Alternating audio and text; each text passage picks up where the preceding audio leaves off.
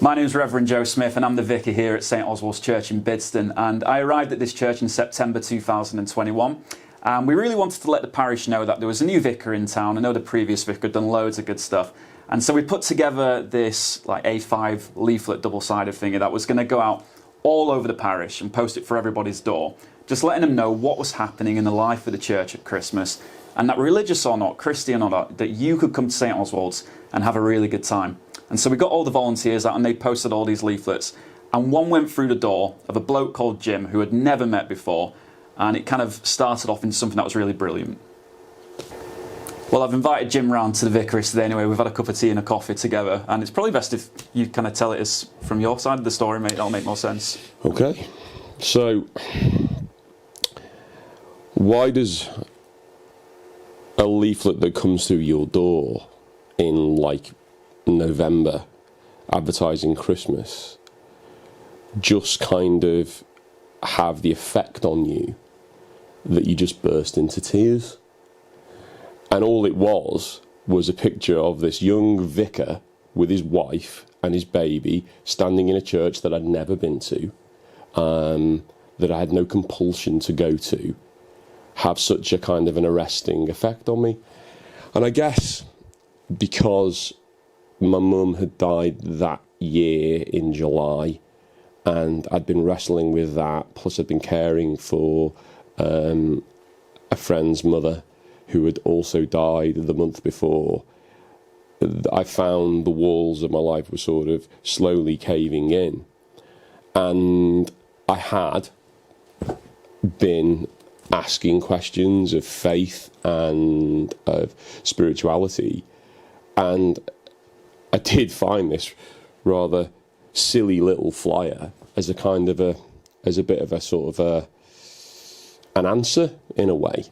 I still don't know what that means, but I just know that it compelled me to take my family to midnight mass that Christmas Eve, just to walk down the road.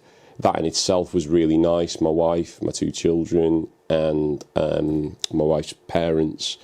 And I grabbed Joe at the reception as you were meeting and greeting people, and I shook your hand, and I said, your rubbish flyer got me here, you know, which you laughed about, and we shared that interaction, and then I said,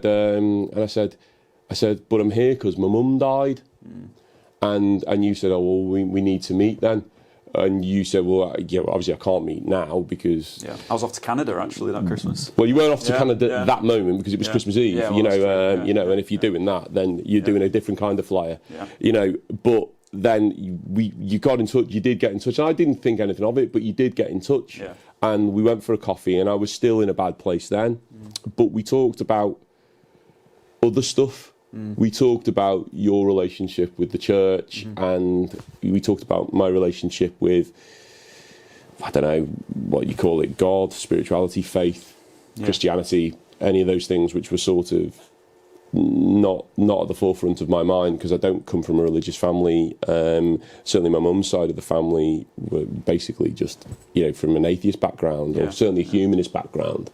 My father's family, on the other hand, had gone to church, and I remember going, you know, to church with them when I was little. And my great uncle used to play the piano in the played the organ in the church and read the lessons and things like that. But you know, it was not something that I felt was particularly for me. Partly because it kind of wasn't really talked about in our house. Religion and faith and Christianity and the Bible, they just weren't things. My wife's family, on the other hand, you know, my wife was confirmed and all that sort of stuff.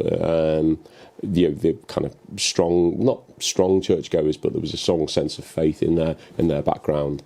And then from there, we just started having conversations about, you know, the meaningfulness of that kind of relationship, why we'd ended up becoming, and why we become friends and those sort of things. And, you know, you being a young vicar in the neighbourhood, facing the challenges of, you know, kind of supporting a parish in 2022 is kind of a, you know, and, you know, we started asking questions about what's the role of the church in 2022 and all of that sort of stuff, which is when we started discussing, you know, the power of music. Sure. You know, because I'm a musician, I'm in a rock band, and the sort of the notion of the language of faith through music and the power of music as a communication tool and all that sort of thing. And then, of course, we more recently started talking about the Warm Spaces project. And to be honest, it's been nice getting to know someone who is just so genuine in the parish area, that I can go around to gyms and we can grab a cup of tea and, you know, just go for a walk somewhere, and he'll just tell me how it is. He tells me what it's like for, you know, a parishioner who's not necessarily religious, who's not necessarily come from a Church of England background, but who I can put the world to right with, and we can talk about God and faith, and I can be challenged on what I believe in and why that's important to me, and how it should be important to other people.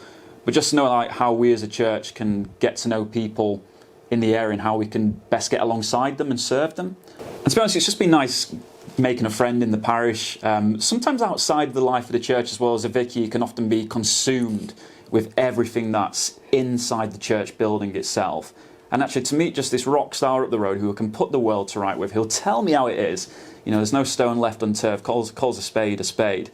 And just getting to have that breath of fresh air more than anything, and kind of, you know, discover the deep mysteries of life and be able to hear it from a Christian point of view, or even from, you know, more of a worldly, you know, non-Christian point of view as well. I think that's really good for me, and to hear what it is that people in our society and our culture now, what they think of the church and how we can connect with them.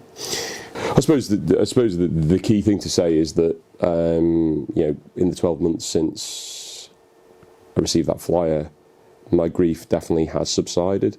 And you know, for a variety of reasons, you know, but I'm more than willing to acknowledge the role of Joe, and, you know, being part of a bigger thing in all of that. I don't know what that means, and, you know, I'll look forward to spending the rest of my life trying to work it out. But it certainly led us to do, you know, some work together. My band have recorded a video, which was inspired by the work that Joe's been doing around the fuel poverty agenda. So we're, you know, that's happened, and that's a really good thing. You know, but I always joke, being in a band and singing is the closest thing I get to high-fiving God, whatever that means.